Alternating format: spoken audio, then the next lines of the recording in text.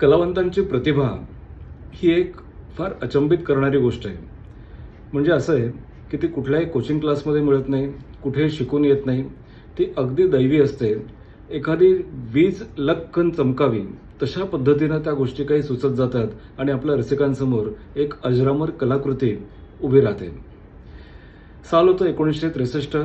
चित्रपट होता मराठा तितुका मेळवावा आणि गीतकार होत्या शांताबाई शेळके. त्या लावणी लिहित होत्या त्या चित्रपटासाठी.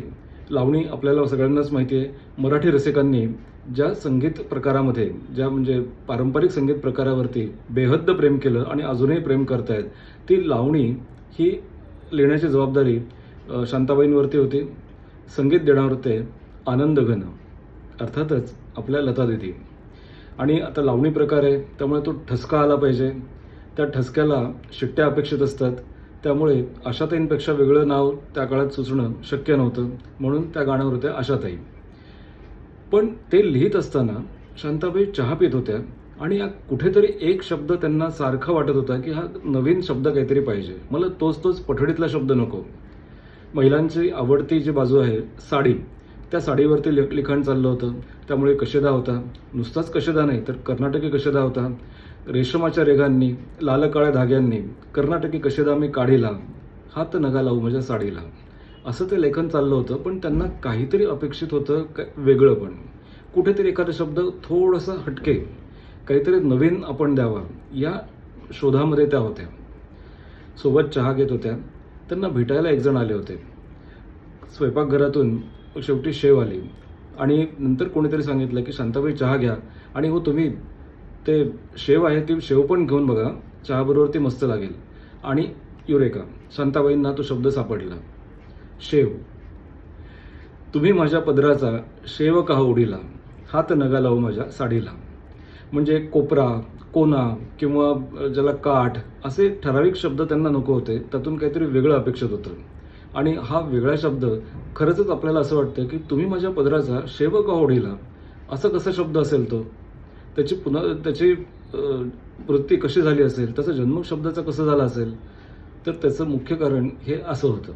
अशा प्रतिभावंतांच्या गोष्टी असतात की ज्या तुम्हाला कधी कुठे कशा सुचतील याचं खरंच काही नेम नसतं. निमित्त अगदी साधं होतं, पण ते साधं निमित्तसुद्धा एका विशिष्ट प्रसंगामध्ये चपखल बसवण्याचं कसब हे प्रतिभावंतांचं असतं. मराठा तितुका मेळवावा या चित्रपटाच्या निमित्तानं जगभरातल्या 3 अशा देवी आपल्यासमोर आलेल्या आहेत. एक म्हणजे शांताबाई शेळके, ज्यांना महाराष्ट्रातल्या शांतादुर्गा म्हणतात.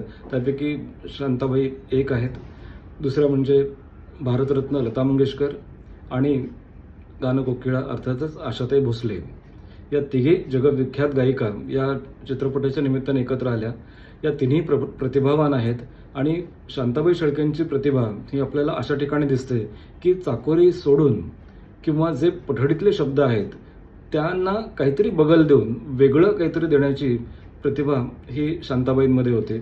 आणि म्हणून शांताबाई आज इतक्या थोर आणि महान विदुषी अशा मानल्या जातात.